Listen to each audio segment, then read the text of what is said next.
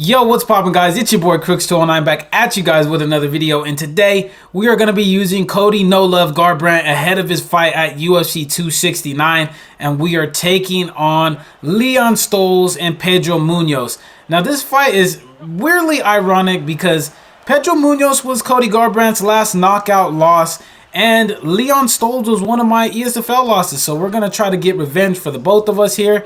And as you can see, we are just standing in the pocket. He's not really wanting to take a back step with that 97 overall chin. And we're not taking a back step with the 96 to 97 punch speed of Cody Garbrandt. So we're exchanging here in the pocket. Now, if you guys haven't used Cody No Love Garbrandt, I believe he has level 5 boxing combinations as well as Rob Font. So he has heavy hands as well as all the boxing combinations that you need. The only thing about him is he does have a really low chin stat. It got buffed a little bit from an 88 up to a 90, but it's still prone to getting cracked, so we need to be aware of that. And we're just throwing down here with Leon. He's doing a good job of working the body and the head. And like I said, we need not to overcommit on combinations because we will get hurt. So here we're just trying to time something out. We're staying in the pocket, not letting him swarm us, because Pedro Munhoz does have a 97 chin, as well as has some really, really heavy calf kicks. I believe his rear calf kick is a level 5, I believe. So we don't want to take too many back steps. We're trading right here, which is where we want to be at, in the pocket. We're standing our ground in the middle of the octagon, which you want to do with Cody Garbrandt. Rip into the body right there with 2 good body shots, then with a body uppercut. Trying to stay patient, trying to take what's given to us, trying to find the timing. Going down to the body, not just headhunting with Cody. Jabbing straight into lead body hook. He's trying to answer back. Now he breaks our block right there, so we need to be aware that if a combination comes out, we need to slip. So far, so good in the pocket, though. Leon's doing a good job of returning the pressure. We're just kind of going back and forth. Good combination by us right there in the vulnerability. Haven't gotten a rock off, but I know we're doing damage even though we can't see it. Good switch kick by him right there. He tries to lead hook straight. We respond with a jab. 4-punch combination. We interrupt it with a 3-punch of our own. Just exchanging in that pocket. Now, if you guys have fought a good Cody Garbrandt in UFC 4, you know that this is a super dangerous game to play. But with Pedro Munhoz, you can kind of live on the edge there a little bit because of the chin stat. So that's what he's doing here. And we're just trying to mix it up. We're trying to go to the body and up to the head. We're not trying to be headhunters. We're breaking down that block, then ripping to the body. Good rear uppercut into lead body hook by him. We exchange 3-punch combinations. Our chin health is looking real nice right now. It's not too bad. We haven't gotten rocked or anything just quite yet. And that's the end of the first round. Now, very good round from the both of us. I felt like I had his timing a little bit more than he had mine. I noticed that he started to leave his body open. So we're going to try to work his body a little bit more because he is just used to me throwing combinations to the head. So we touch gloves and then we're back for round 2. Now we're going to try to work that body just a little bit more. He tries to lunging straight us right there. We work in a good calf kick. Good 2-punch combination. Rocks us right there. And that's what I mean by Cody Garbrandt's chin is a little suspect. So you need to be careful not to get caught with shots like that. So we're trying to fight back. Good pullback on the front kick that we threw out. Now we're just taking our time. Leon knows that I can come back at any time, so he's not rushing. He's taking his time, and there's a good rock off a good 3-punch combination. We respond back with a 3-punch combination of our own, and now we're just going to war here in this pocket. He's getting the better of me, but we're going to try to change that around. So we're just standing there trying to time, throwing good 3-punch combinations, breaking the block down, good uppercut. We slip that straight that came back. Now we're jabbing in that block. Good jab hook gets us our first rock of the fight right here.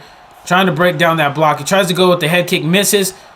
We're jabbing, then we immediately go down to the body and get a good body rock and knock him down. He's back up against the fence. And we're going to release him right here, and this is where we want him to be at. We want him up against the fence so that way we can just bombard him with the heavy power of Cody Garbrandt.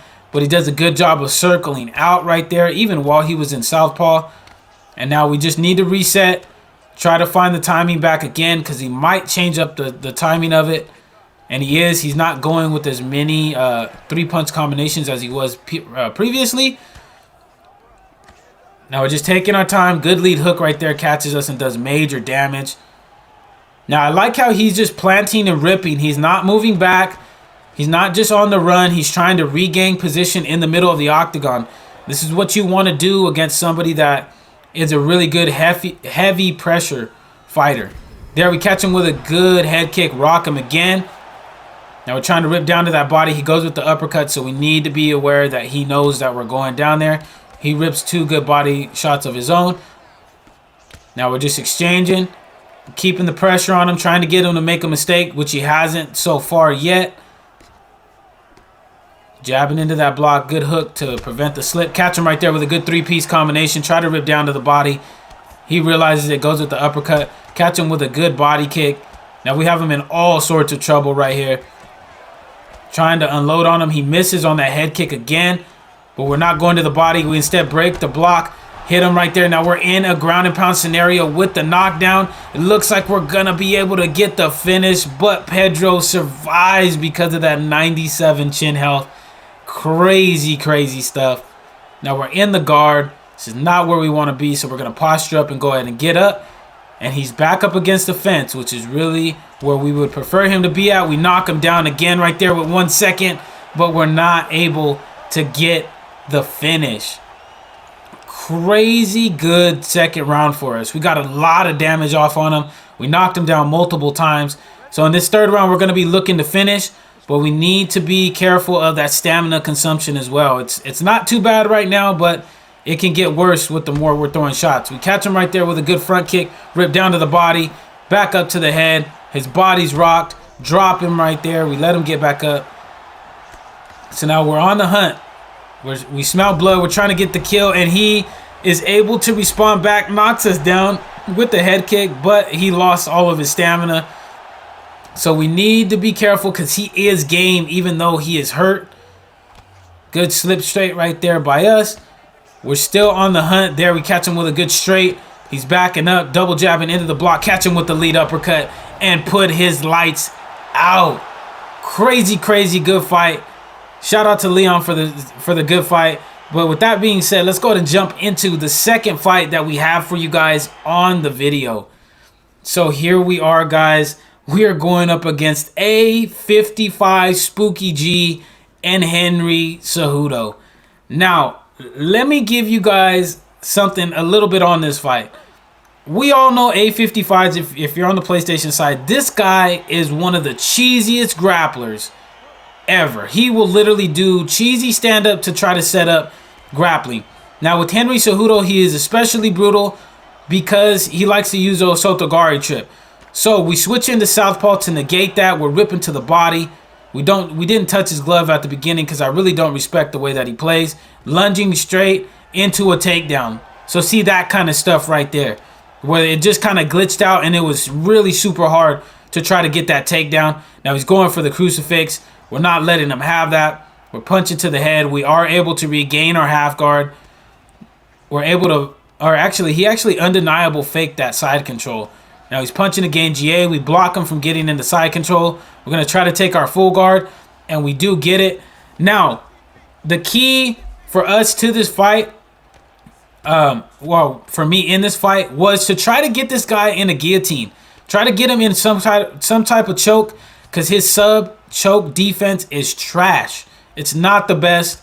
So I knew if I could block a transition, then go for the guillotine, I might be able to get it. We're punching here, and there we go. We're going to go for the guillotine right here. Now, he's doing a lot better of a job defending it as he has when I'm on stream and I'm fighting him. So we're gonna let this go because he is regaining, and we don't want him to get into our half guard. So there we let it go. So now we're gonna be looking for that, and he knows the threat of it is coming. So that's what we want to establish. So with 2.5 minutes left, we're just trying not to eat major damage here from Henry Cejudo. He's punching to the body, then up to the head. We get hit with that glitch back in the full guard.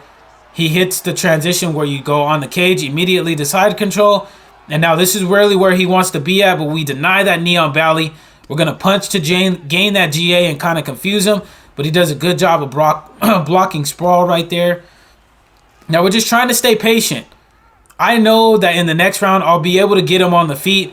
I just need to survive and not take heavy damage from side control here. So he's doing a good job of blocking, but we are able to regain our half guard right there. Tries to posture up, we block it. Goes for the undeniable fake again. We try to transition through it, but he blocks it. Good job. Punches to the body twice. Postures back down. So now we're just trying to take our time, just being patient. not rushing things, because that's what he does. If you rush, he'll block it. Then you have low stamina, and then he just looks for a finish. So right there, we're able to regain sprawl. We try to regain half guard. He blocks it. So now we just need to start faking or trying to get a transition to that half guard, because we don't want to be eating this body damage. But he's blocking it. Now he's just ripping to our body. Our stamina is lowering down because he is blocking these transitions, but it's taken at least 1 to 2 seconds for that animation to play out, and we're finally able to regain our half guard, and that's the end of the first round. Now, he was able to get us down, but we were able to land a couple of good punches, but that was his round. So here in the second round, we're going to be a little more aggressive. My game plan for the rest of the fight is, you know what, I'm going to get him on the feet and then negate him getting damage on me from top mount. That's really the game plan. Again, and that's the kind of game plan that I would recommend those of you guys that are beginner to intermediate players do against heavy grapplers. Try to get your damage in early on the feet and then just stall out if you have just a pure striker against a grappler. So here we switch back into southpaw. We're pressuring him. We're jabbing. Trying to catch him with a good combination. He's moving in. He's trying to clinch us. We knock him down right there. And here we're going to go for the finish. But it doesn't look like we're going to be able to get it because he was able to block so many shots. But that was the goal. That was the goal right there. He's not going to be able to get this sub. I wasn't really worried about it. But our goal was to get damage on the feet, which we were able to do. So he needs to get heavy damage either on the feet or on the ground in order to finish him. Finish us. We make him stand up. We switch back into southpaw, rock him again, hit him to the body 3 times. And now he's in trouble. He's trying to catch us with a combination, but we're not having it. There we crack him with another 3 punches. He tries to lunging straight us again, but we're out of range. Shoots for that double leg, but we're not in range. Knock him down for the second time in this round. Now I smell blood, so I'm going to try to get him out of here as quick as possible, because the longer the fight goes on, the more likely something like this right here is going to happen. And he's finally able to get us down, but not before we got 2 knockdowns and 3 stuns. So we just need to try to stall out and not let him get heavy damage off for the rest of this round. So we're punching to the head and to the body. We try to transition back to half guard. He blocks it. Goes for the crucifix. He is able to get it this time, but we immediately transition out. Now we feel a lot safer right here. He's throwing the elbows down. We punch. We're going to try to get backside, but he's hip to it and blocks it. But we're able to punch flick out of there. Now we're back inside control. Now we're just trying to stay patient. Trying not to rush. He's bleeding from his head.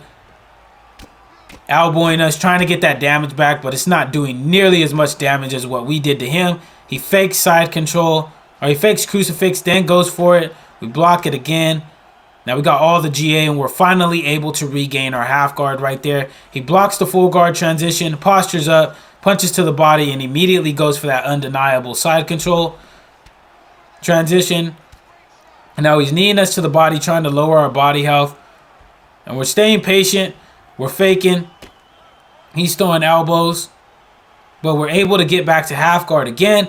And this is what this guy likes to do. He likes to just sit in half guard and sit in side control. If he gains side control, he does have some of the best side control denials I've ever faced. So we don't want to let him get to side control as much as possible. So there he postures up, hitting to the head, and then back down to the body. I'm sorry. He's mixing it up well, but he's not getting the damage that we got earlier in this round. So punching, gaining that GA. He's going to try to posture up. We block it. So we're just going to punch to the head and ride this round out. And that's the end of the second round.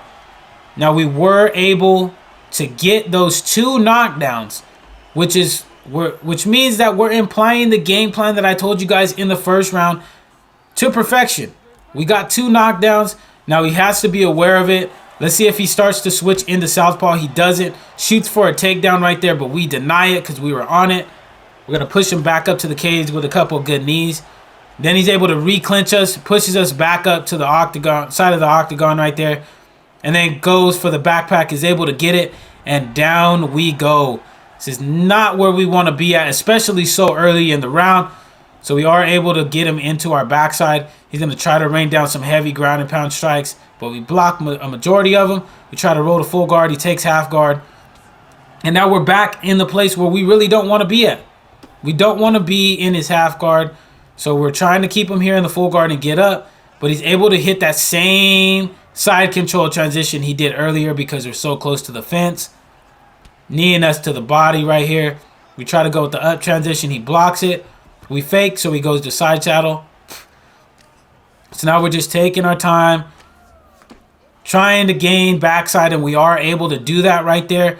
But he goes for back sitting right there, so we need to protect our neck against a rear naked choke. But we are able to get back to backside. He's posturing up again. He's able to land one of those ground and pound strikes. So here, we're just waiting to see what he does, but he goes with back sitting again. We're going to try to get backside, but we're not able to get it. He blocked it, so now we're on the rear naked choke defense like white on rice. We do not want to let this guy get a rear naked choke on us on our back like this. But luckily, he did go for the top mount here. We're going to easily escape because he's not good at these denials and get him back into our half guard. Now, we did avoid a very, very dangerous situation. We try to get back to full guard, but he blocks it. He's going to go right back to side control. And now we're back to square one. This is not where we want to be at. So we transition to sprawl right there. And now he's just going to rip body punches into our body. And we're going to have to take it because we know that he's going to block the down transition. We can't afford here in this third round to have our long-term stamina go down anymore. So we're just taking the body shots. And the referee is finally going to stand us up. Good job, Herb. But our body health is really, really low. So we need to be careful not to eat anything off of there. So here for the rest of the round, we're just going to try to get damage off. He's clinching us. He's spamming that clinch. We're hitting him with a good jab lead hook. He takes our back again, and he's able to get us down again right there. Tough, tough stuff. And we're back in half guard. Now, he undeniable faked that side control the first time. We're able to block the second transition. Punchy to the head to gain GA. We do get him in our full guard. Now, we need to watch for the posture up because that's what he likes to do. We block it right there. And we're going to be able to hit the get up with 20 seconds left. Now here, I'm just going to concede the fact that I lost this round. And he goes for the Osotogari trip. Because we were in orthodox, he was able to hit the Osotogari trip right there. And that's the end of the third round.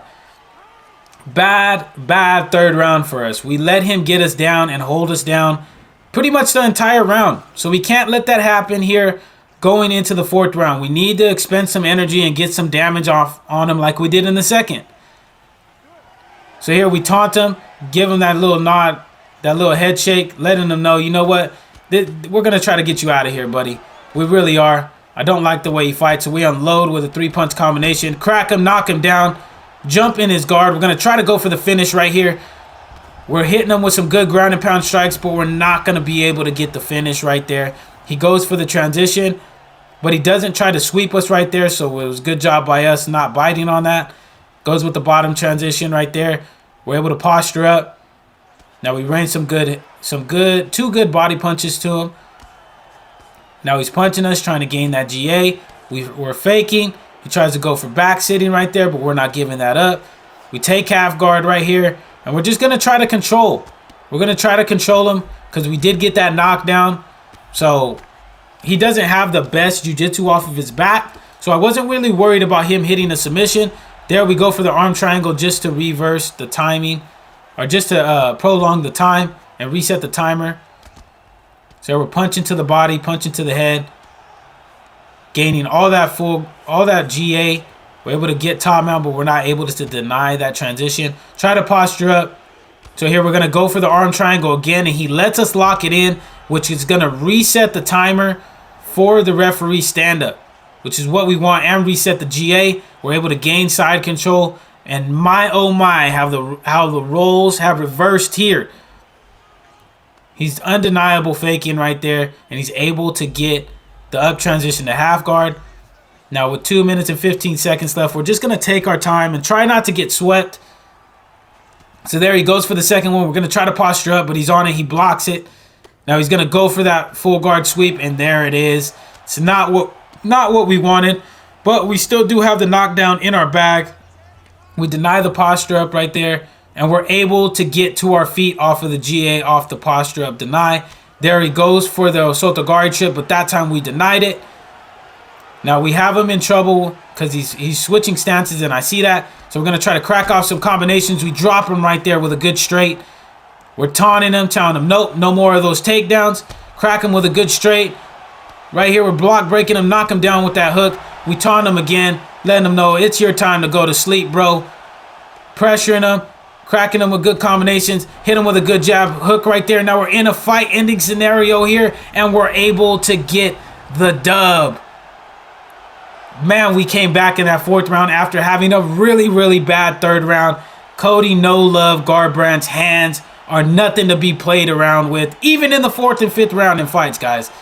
So that's it that I have for you guys for the video. If you guys are new and you guys did enjoy this video, make sure to slap that subscribe button as well as slap that like button.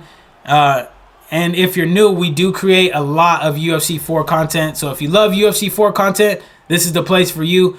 But until then, guys, take it easy, be safe, enjoy the rest of your guys' day, and I will see you guys in the next video.